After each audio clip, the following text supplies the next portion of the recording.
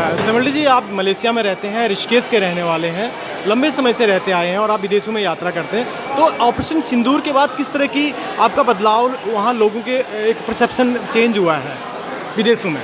देखिए, देश हो या विदेश हो, जहाँ जहाँ भारतीय होगा उसके अंदर भारतीयता जरूर होगी, और जहाँ भारतीय होगा उसके पास सिंदूर जरूर होगा। तो बहुत समय से लोग सिंदूर का प्रयोग कर रहे थे, पर सिंदूर का प्रयोग किन किन परिस्थितियों में होता है ये लोगों ने अब आकर के जाना है। 2025 में सिंदूर ऑपरेशन के बाद, आज से पहले तो विवाह मंडपों पे बड़े ऑपरेशन हुए, मांग में सिंदूर भर दिया और ज़िंदगी भर मांग ही भरते रहे। इस बार जो भारतवर्ष की मांग थी, उस मांग पर जो सिंदूर ऑपरेशन हुआ है, वास्तव में अब लगा है कि माँ भारती सुहागिन हुई है और उसका सिंदूर सुरक्षित हुआ है।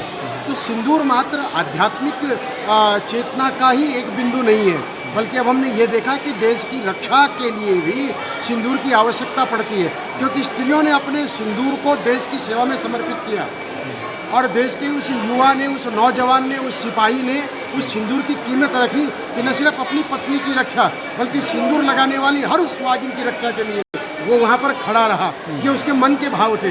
लेकिन ये मन के भाव माननीय प्रधानमंत्री नरेंद्र मोदी और हमारी सेना ने उस भाव को समझ करके सिंदूर को एक ऐसी प्रतिकृति दी, एक नया आयाम दिया, जिससे आज लोग ये समझ पा रहे हैं कि सिंदूर सिर्फ लगाने की नहीं, दिखाने की वस्तु नहीं है, बल्कि शत्रुओं को भगाने की, परास्त करने की एक बहुत बड़ी परिकल्पना है। उसका नाम ऑपरेशन सिंदूर है।